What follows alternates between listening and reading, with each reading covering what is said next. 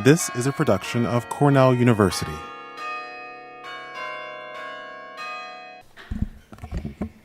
Hi. Just before I present, I just want to thank CTA and also the organizers, and that's why I'm wearing a big jacket which was provided by CTA because I'm feeling very cold. And I also want to acknowledge my colleagues from the Pacific, Peter and Sinyo, who will also contribute towards this presentation. And this session will basically complement the 3:45 session, which is on capacity building and information management, so it sort of links up. Oops.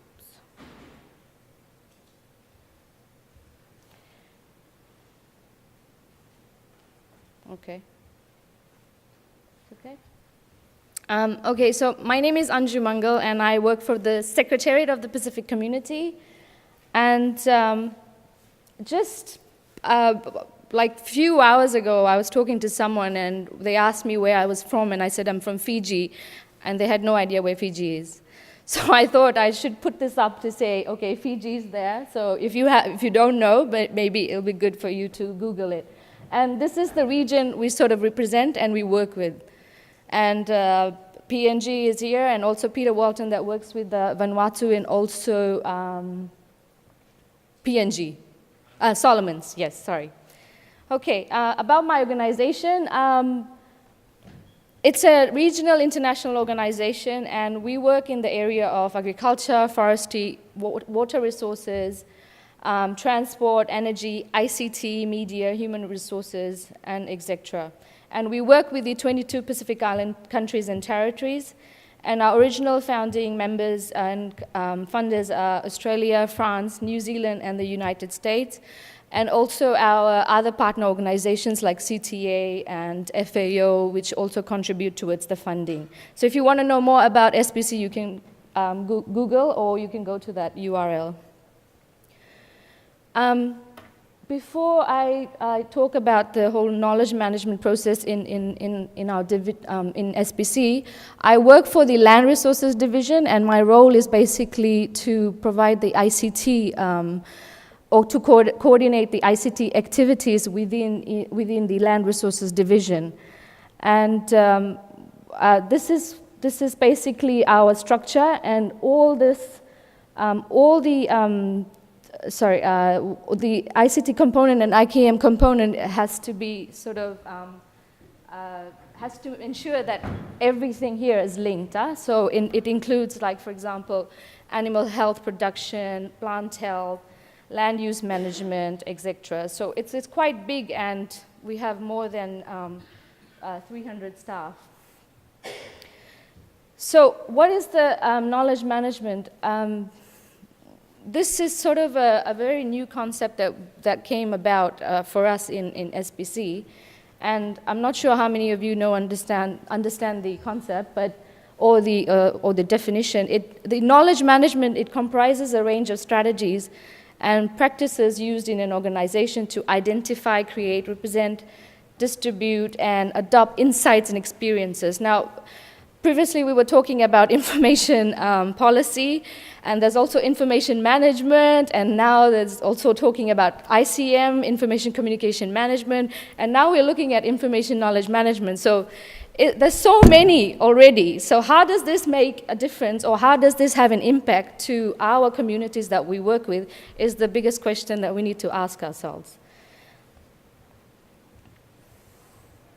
So for us, what do we understand by knowledge? I mean, we need to understand by gaining from the experience and the analysis that we do. Like, for example, a field officer comes into the organization. How do you document all that stories that he brings in? What are the reports that he brings in? How do you analyze it? How do you create it? And how do you document it into a sort of under a platform or something? And our two types of knowledge are basically the tacit and also the explicit. Now, the tacit is the very, it's a difficult one because it's all in your mind, and you know how to do it, and you know why it is done, or rather you know what it is, but it's not documented. It's still there. So some of you will be wondering, what does it mean? I mean, what does this particular information or data mean? But you are not sharing that information. And whereas the explicit is what you document basically from what is gathered from, for example, a field report or anything, or like a publication which is like on livestock management. So I just gave a simple example is the difference between knowledge and information. Information is the processed data. So example, the percentage of population who smoke. That's basically the data is the population, and then what do you do with that data? You make it into information. And so the knowledge is the decision-making process whereby the people smoking cigarettes have cancer. So it's making the meaning or understanding what actually knowledge means. It may be confusing, so we'll talk about this more. And I'm sorry, before that, I was trying to explain that it's a learning process for us. So it's more like I'm learning from you, you're learning from me, and no one here is an expert. So this concept basically emerged in 1990s. And at that time, there were a lot of discussions taking place in SBC. But the original documentation was done in 1970s. But people did not really understand what it actually meant.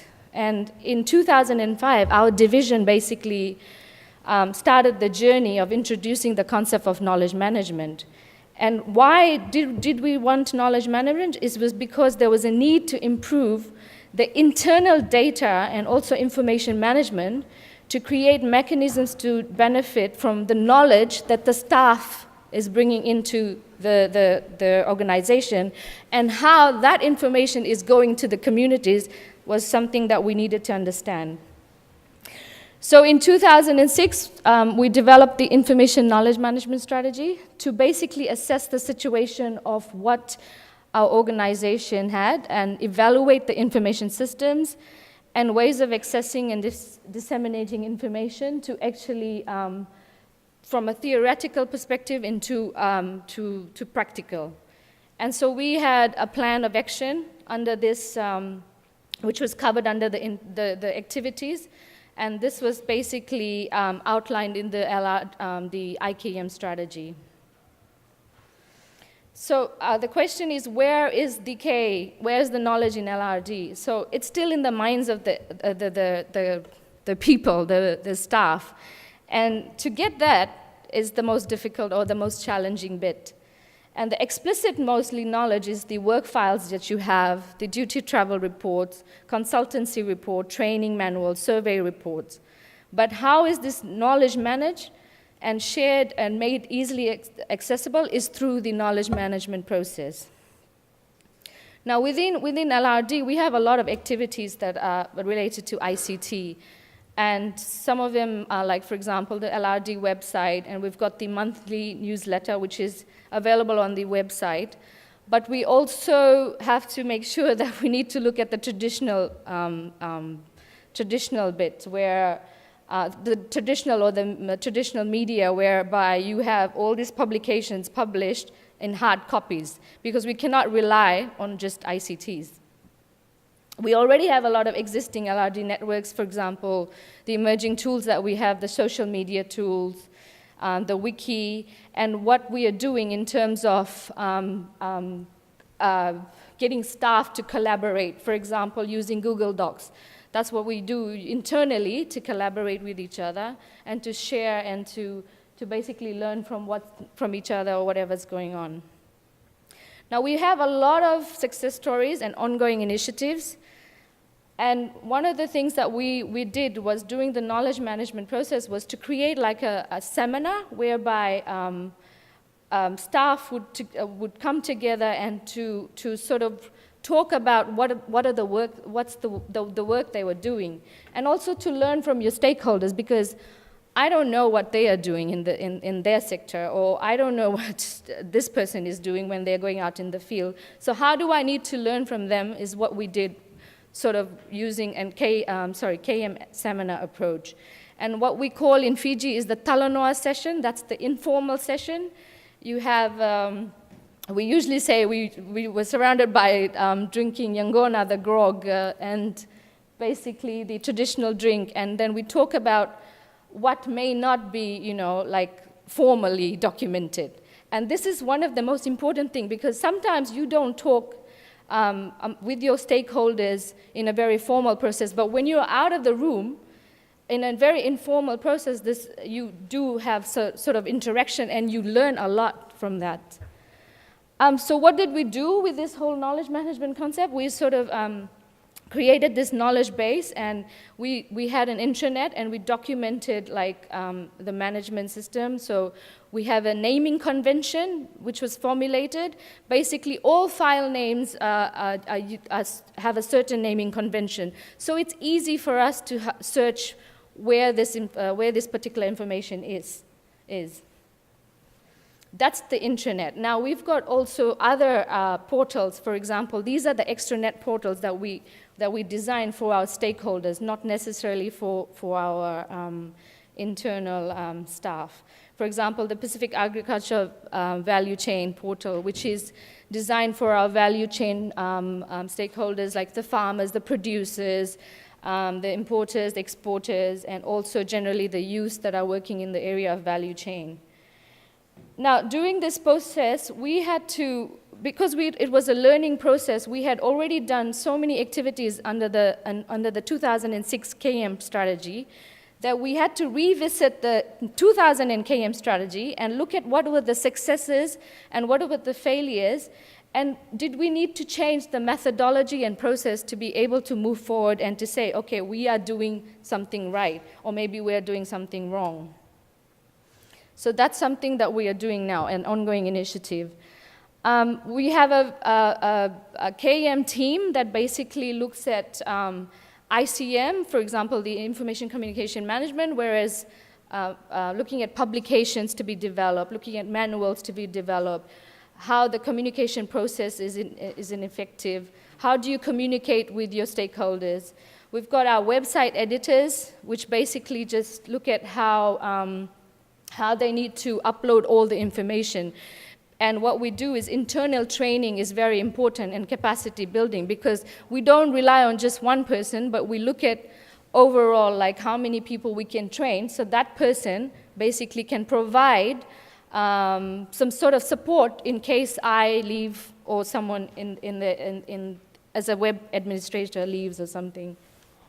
And our KM initiative is in line with our strategic plan and also the corporate plan, and what we call is the Pacific Plan. We have a Pacific Plan in the region, and basically it has objectives and vision, and we have to be driven by that. For example, it talks about sustainable agriculture, food security issues, so all this KM, whole KM management process is just linked to this, and eventually it's linked to the MDGs. Now, whether or not we are achieving that goal is a question that we also need to ask ourselves. And do we do any internal auditing? Do we do any focus groups or anything? So these are some of the things that we're also doing, like surveys. We ask our stakeholders, are you getting the information that you need? What is it that is not working from our perspective? Tell us what you are not familiar with, or what needs to be improved, etc., etc. Oh, okay. So why do we, how is this KM really helping us? Firstly, it allows the process of gathering the data from the field, and then you manage it, and then you share it through a common platform, like a portal. It allows basically efficiency and effective process. It's easier for us to do sort of business in a very effective way.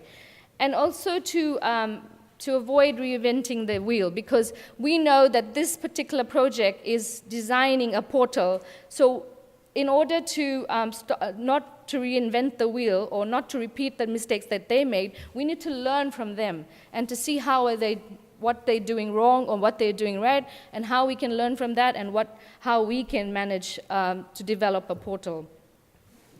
And also to help capture the knowledge before the staff leave, because one of the issues that we have in the knowledge management area is the issue that when staff leave, they do not necessarily give, they do not necessarily share the information before they leave. Everything is documented on a desktop or a computer, but it's not in a shared drive or on a portal. So basically, why this is helping us is it prevents knowledge walkout. And it also helps our stakeholders to minimize time spent on basically document searching.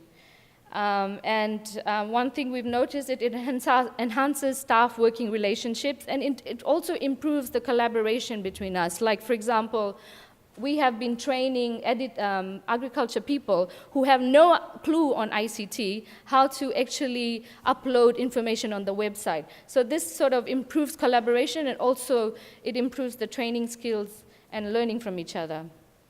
And also, having this knowledge management process, we need to understand how we can sort of have intellectual property rights and what we need to do in terms of copyrights and trademarks. Some of the challenges that we've had is keeping up with the pace of change, because there's so much the information, and the technology keeps changing, and the people keep coming in and out or going. And the whole structure and the culture, there's so much changing, so it's really difficult for us to keep up. So how does that knowledge management process come into place? I mean, what is it that we can do to make sure that we don't have information overload, or we are able to accept these changes and to be able to work with it? And also to deal with people like sharers and hoarders. Now, hoarders are the people that do not share information with coworkers. During this process, we had difficulties with some of our staff that would not like to share information because they thought that that information was theirs. But in reality, if you're working in an organization, there is a certain policy which basically says anything that you go out and do unpaid under your organization time and the equipment you use is basically the copyright of the organization. So this was some of the challenges that we had, and we had some interesting cases. And then there are really nice examples of people that are really willing to share, but they just don't know how to share. The lack of trust and lack of interaction between employees. The employees do not trust each other. And they don't want to share, or they don't trust each other. They think that if I give you this information, you'll take it, and you'll take the limelight. So those were the things that we were having challenges with. And not enough time, not enough resources. When we were developing this whole KM strategy, there were only 2 of us that were working behind the scene. But what was going on was we had to do a lot of work. And we spent a lot of our own time. It wasn't under our TOR, our terms of reference, but because we wanted to dedicate the time and we wanted to see it being improved, we sort of had this dedication. And staff traveling and not being able to document crucial information. I mean, for example, for how many of us are here and how many of us are going to go back and say, okay, this is what we learned. This is how I'm going to share my knowledge with my colleagues. Are you really going to share the knowledge, or are you going to keep it to yourself and say, never, because I want it all to myself? And individuals with high levels of education, sometimes when we train them, they immediately say, okay, I'm ready to leave. So those were the challenges that we were also facing. And also, users were not able to use new tools. Now, we have a group of project assistants. They're supposed to work on events travel management. Now, it took us at least 1.5 years to teach them how to upload information, how to retrieve the information, how to analyze the information. So those are the things that we also need to understand, because you have different set of audience. And also the old versus new. Now, the trend of using the same system. You're so used to just paper and pen that you don't want to use a computer. Or you're so used to this whole old system that you don't want to embrace the new changes. Another bigger picture issue that we have is sustainable issue. One project comes in, because there's not enough funding, it runs out within 2 years, and then we'll have to sit back and say, where do we get that money to actually do or progress this work? And there's not enough time to transform the data from or information into knowledge, because there's so much lack of interaction. So continuing with the challenges, it was also difficult for us during the KM process was to buy-in from the technical staff who possesses tested knowledge, because they were not actually sharing much. And also to buy in their time, because most of them are out in the field and they don't have time to sit down and say, I want to share this story with you. So how did we try to improve it? Was through learning, e-learning seminars, networking, mentoring, and videos. But then we had to do incentives. For example, we had to say, please come to the seminar. We will have, please come to the seminar. And then they will ask you, do you have morning tea, lunch, and afternoon tea so that we can come and sit there and learn? So these are some of the incentives that you had to use to make sure that your staff are coming in and trying to learn. And also integrating this into your day-to-day organizational activity is also a challenge, because people generally do not have time and they're just stuck to their own TOR. And also budget constraints, establishing like a core unit that only looks at KM strategy and funding to do other work. Now, this was more internal challenges. I would like to talk a bit about external. Now, before we can provide sort of solutions and also services to our stakeholders, we need to look at the internal KM process and then understand what is it that's not working and how is it that we can do to improve some of the things that can work in the Pacific countries. Now, one of the things that we have challenges with is the connectivity and also the human capacity. Now, connectivity, bandwidth issue is a major problem. If you say, come create a portal, how many people will be able to access that portal is the biggest question. Kiribati, for example, is on dial-up, basically, because it chews up, they chew up on their 200, say, MB data, and you're just basically left with dial-up. Now, how do you expect this person to actually access the information? So these are some of the challenges that we have when we are dealing with case-by-case different countries. But of course, like countries like PNG, Fiji, Solomon, they do have really good network, and they're able to access some of the information. But again, it's the rural clients and rural communities or remote areas that do not necessarily have access. So you have to question yourself. If you have to build a website, if you have to have a website, are you reaching out to your main stakeholders? If you're not, then why do you need a website? So these are some of the things that we need to question. And ICT is always perceived as a tool for development. I have not enough time because I think I wasted enough time. But generally, you can read this. And farmers are computer literate, and these are some of the challenges we have. And also the agriculture officers are not fully aware of ICT. I'm going to skip this quickly. One of the things that we did was basically to try to train people on the use of social media and Web 2, and we sort of conducted like internal training for staff, so the staff can go and provide training to the countries. And this is something that we are doing with the Fiji government, and we are going to do it with PNG, maybe Solomons and Vanuatu. Just on the CTA and KM initiative, there is an initiative that we have an expert consultation that we had, and our members were also part of it. And this is basically a KM advisory group that supports the regional hubs to sort of foster knowledge management and increasing the global network and all. Okay, the last bit is what are we doing in terms of how we progressing with this whole knowledge management? We are working with CTA, for example, to prepare a framework and also to prepare a proposal to assist with the ongoing implementation of the KM, and to also see how we can have an expert consultation and in the Pacific, in the ACP Pacific region, to sort of do, like, for example, a knowledge scan. What is working, what's not working, how can it be improved, and also to help us to build the capacity building programs. And this, we are trying to have this in 2014. So, like I said, this is a learning process, and I'm not a complete expert, but I'd like to know from you is, how can you as IAALD members advise on the KM process, and are there any potential collaborators willing to collaborate with us, SPC?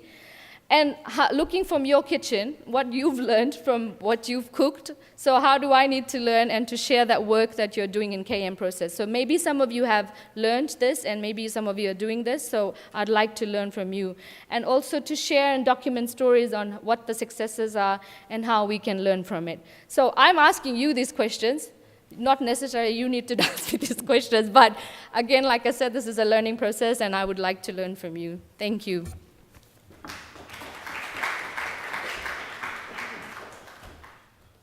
Good afternoon. I would like also to join my colleague to thank our hosts and also CTA for making it possible for us, for some of us to be here. I'm so happy to be on this wonderful campus because I used to hear about it and read about it and get TLCDs from here, but I had never been here before, so I am so grateful to the hosts and our sponsors. So I'm just going to give a presentation, it's a joint presentation between me and my colleague who is from the Extension Services, but she was not able to be here. I am from the research side of the Ministry of Agriculture. We are the leading nurse institution there in Tanzania. Tanzania is based in East Africa. We work in partnership between research and extension services. And this project called EAAPP is also a partnership among several countries and two key institutions.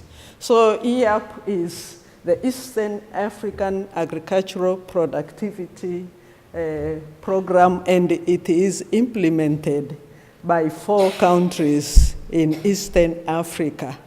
And the 4 countries are taking the regional approach in addressing agricultural productivity challenges in the region by designating regional centers of excellence that will be coordinated by each of the participating countries. As you can see there, Ethiopia is developing and disseminating technologies on wheat on behalf of the other partner countries. And all the technologies that will be developed in Ethiopia will be disseminated to other partner countries. So the same with rice for Tanzania, dairy for Kenya, and cassava for Uganda. And the program is getting support from IDA. And ASARECA, which is a sub-regional organization in Eastern and Central Africa, is a facilitating agency. So EAAPP aims to contribute to the CADIP. I guess you know what CADIP is. It's an initiative of African countries through AU to improve agriculture. And there is a pillar, important pillar in that initiative that deals with research and development and technology dissemination. So EAAPP is intended to strengthen and scale up regional cooperation in technology generation, training, and dissemination for regional priority commodities through their designated regional centers of excellence. These commodities, as I've said, are wheat, rice, dairy, and cassava. And here are the partners. You can tell the partners from their flags and the logos. And so, as I've said, ASARECA it coordinates those regional activities according to identified priorities. And also the approach of the EAAPP is through multi-institutional approach around all 4 countries and 2 partner institutions.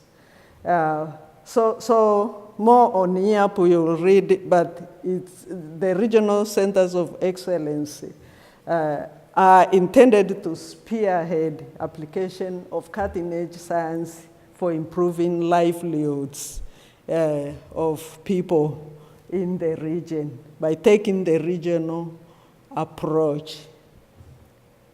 And there are key 4 components under EAAPP. One of them is to strengthen these regional centers of excellence in terms of physical facilities and human resources.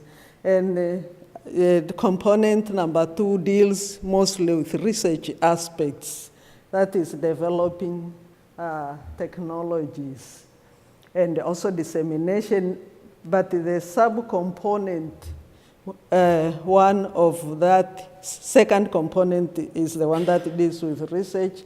And the one that really is the theme of my presentation here is this subcomponent 2.2, which is technology dissemination and training under this program, which employs, as our title of the paper says, it uses participatory strategies and mechanisms to train extension staff and farmers in the latest innovations and to scale up application of these technologies. Another approach of this EAAPP is that even though there are technologies that are to be generated, the approach is that we are not going to wait for those technologies. There are so many technologies that are there but have not been promoted because most of our research approach there, once the researchers release like improved varieties, we think that we are now happy we have released varieties, but we tend not to promote them and put efforts in disseminating them. So the approach of this program, EAAPP, is apart from developing new technologies, we are also promoting existing technologies. And the component number 3 is, of course, to improve the availability of seed and the breeds. I'm saying breeds because of the dairy aspect of that. And the project management and coordination is the last component of this program. And it focuses on those centers of excellences at the national level and the regional coordination by ASARECA. And those are those mechanisms I've been talking about. There are networks, just the program involves working through networks. This, it's the same networking approach. And I'm moving quickly until I go to where we have made some progress. This is basically mostly the explanations that I'm talking about. So this is the key element of training and the dissemination is mostly to documenting technologies through various media and ensuring access. So going to the real thing of the dissemination, we have these farmer field schools that have helped farmers to really adopt the technologies that have already been there through EAAPP intervention. There are technologies that were there, but did not reach the farmers. So these approaches, farmer to farmer, and various dissemination methods have helped farmers realize what was there through the intervention of EAAPP. And the pathways that we've been using are listed there, like inventory of technologies, baseline surveys, needs assessment, training, stakeholder analysis, and so on. And all those establishing processor groups, like especially in rice, because rice is becoming a major crop now in the region, and especially Tanzania. It is becoming a cash crop.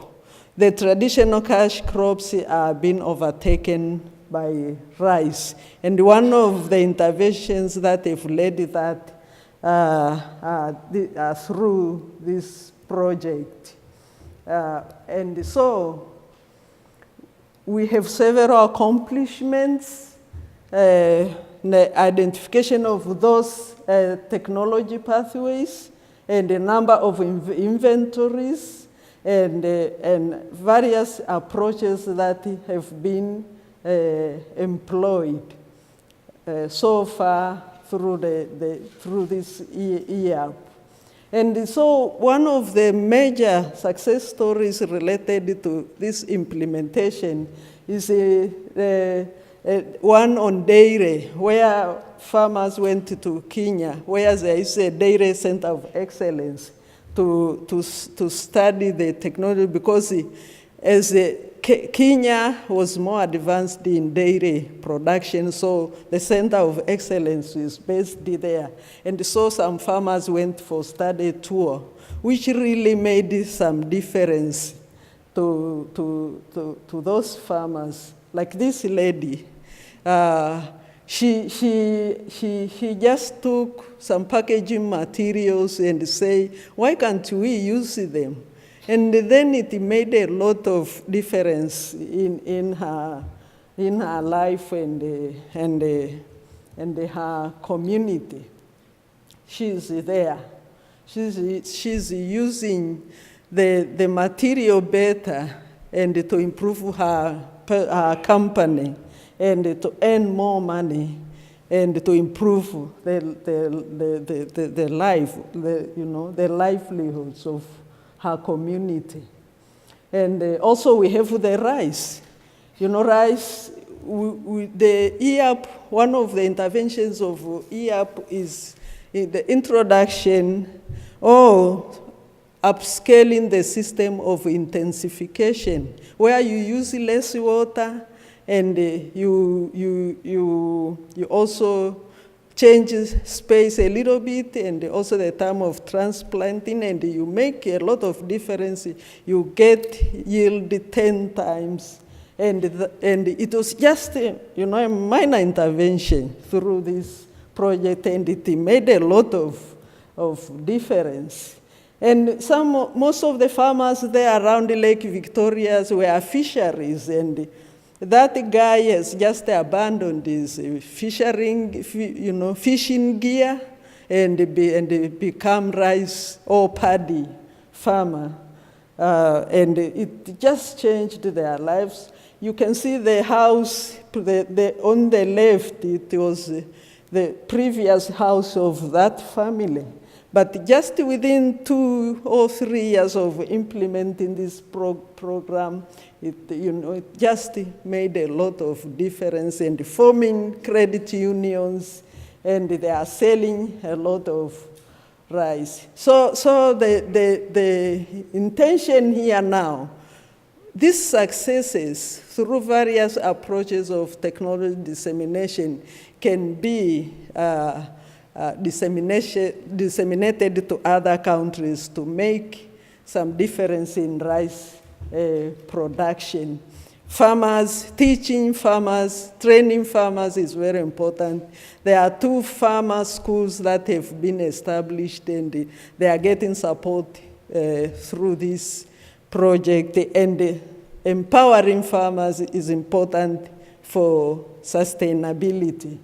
So all this will be outscaled to other countries to make some impact on the lives of farmers. You can see these resources on the website. I have 1 minute to go, and that is the last slide. So, yeah. So if you visit this website, FARA, I wonder whether FARA is represented in this conference. FARA has been so generous to provide, unlimited space on their portal for us to disseminate our research information and publications. So some of the publications that have come out of this program are uploaded there, and some people are using it, and here are the links of those publications. Thank you very much for the time. Yeah.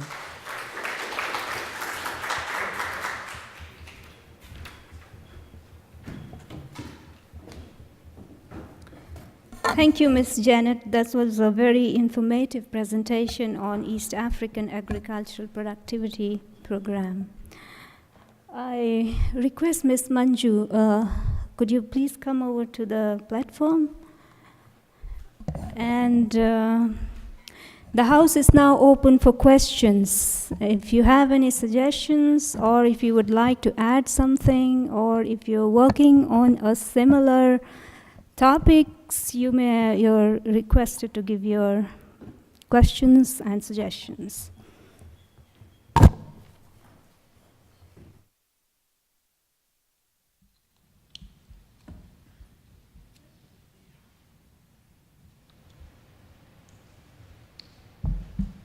Just a clarification, Janet, on the program you talked about is being led at a regional level, the Eastern African Productivity Program, but you also talked about this being part of the CADEP process in Africa. Yeah. What about the CADEP itself? Don't they have this national compact programs or the studies that they've done, and that you're supposed to be developing national programs? Is that also happening in those countries in the region? And do you see that as a possibility of then expanding on the work you've done? I appreciate that observation, but also this program is part of implementing Pillar 4 of CADEP, because these 4 countries thought, they said, what can we do to reduce poverty and to improve food security? They said, let's take the regional approach. And so they contacted the World Bank, the IDA, to see what they can do together to implement as part of the implementation of the Pillar 4. So based on that, they developed that partnership and involved the sub-regional organization that also covers those countries. And phase 1 of this program, I think it ends next year or the year after. And probably other members of ASARECA will be invited to join based on the successes of phase 1. Other members of ASARECA will be invited to join the phase 2 of the program. But yes, other programs that are going on, because the country is also implementing CADEP, they are ongoing, but they are at a kind of low profile because of resources. This one looks to be like on high profile because it has, I think, sufficient resources to implement it, and it is bringing about a lot of impact. But I appreciate your observation.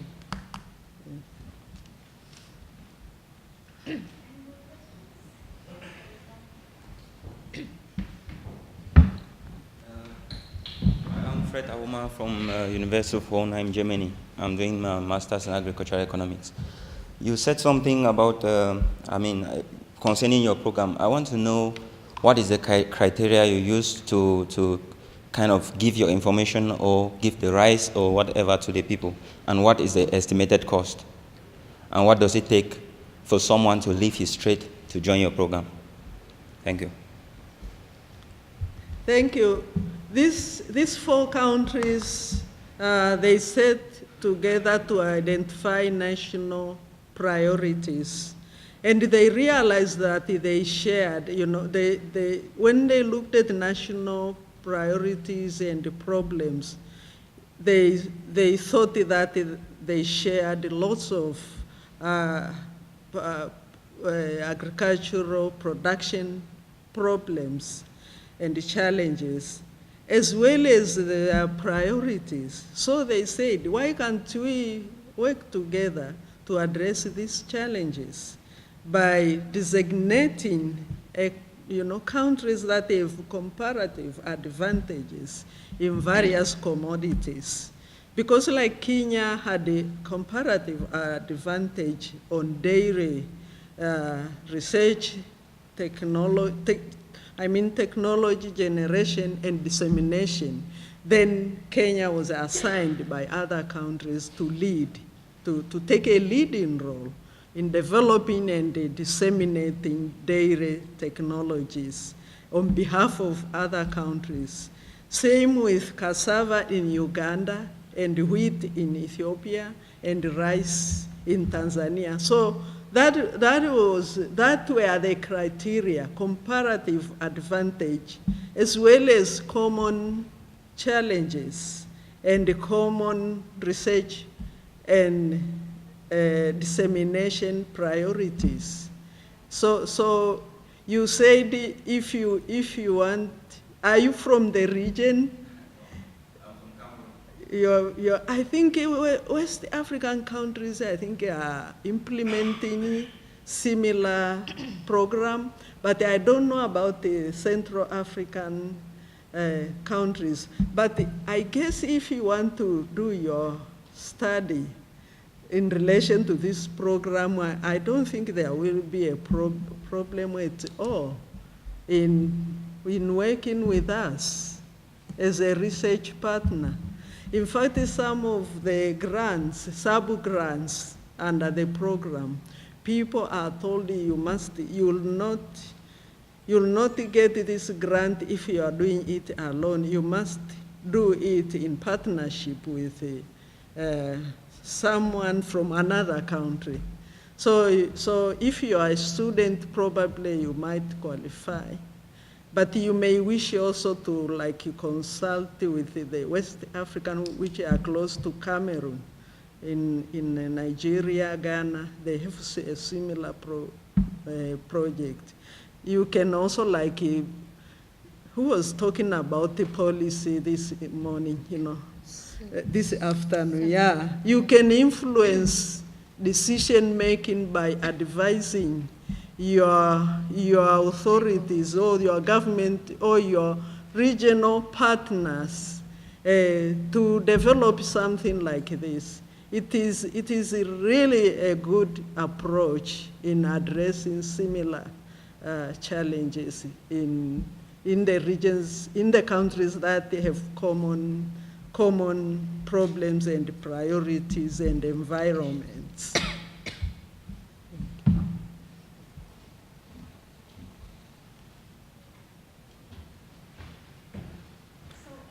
questions?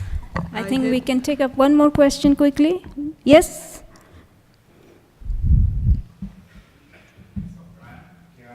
From the University of Nairobi, Kenya.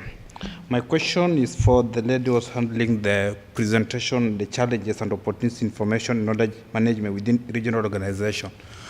My question would be, how do you handle the challenge of the intellectual property right? Because I think that's one of the major challenges. Because someone is handling a project, he has the data, if he's leaving, then it becomes a challenge for the organization to maintain it. How have you handled such a kind of a challenge?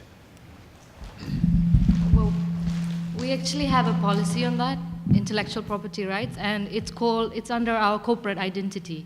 So basically, anything that you, for example, if you go out on the field and you take an SPC camera, an organization camera, you take a photo, you come back, that belongs to SPC. So it's highlighted in our corporate identity clearly.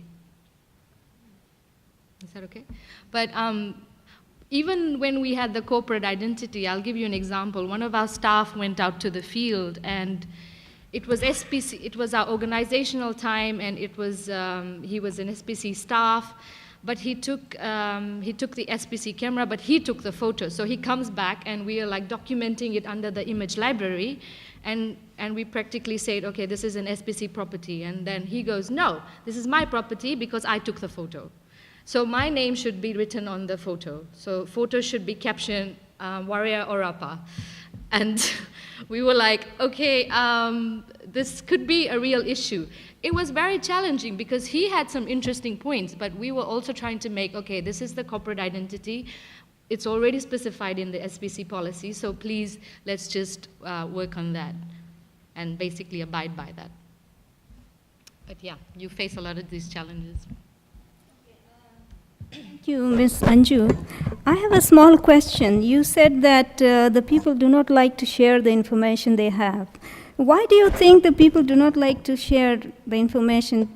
Do you think there's some kind of insecurity or so? There's not only insecurity, it's also trust. Because if you are, for example, when we had, there were two of us that were managing the KM unit, and we were both qualified, and we both went through the same sort of qualifications. But when it came to sort of, even for us, it was difficult because sometimes that person wouldn't want to share information that they have learned because they feel that there is a way that I will probably take that, possess that, and use it against her, or maybe use it against the whole organization to say, okay, this is what I brought in, so this is my information, and I will be able to sort of lead this. So it's more like, it's also a leadership issue, so these are some of the things that So what do you think, how can we overcome these things? Any good suggestions?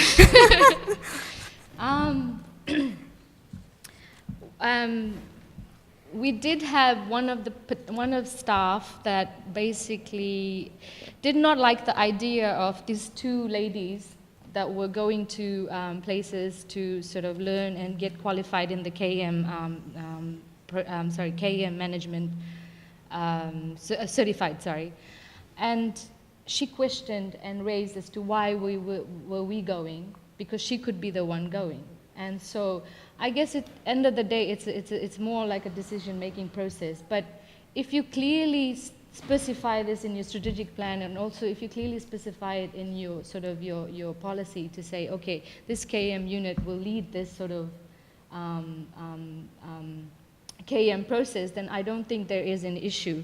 But also she took it up to HR, and basically I guess we just had to have some sort of a negotiation where to say that, okay, I went here today, we will come through this whole negotiation where the next one you will go. So it's more like sharing rather than joining it. So that's how we sort of dealt with it. Okay, thank you. And I thank all the panel members for a wonderful presentation, and the delegates for a very patient hearing, and also making the session very interactive. So thank you all. Thank you very much.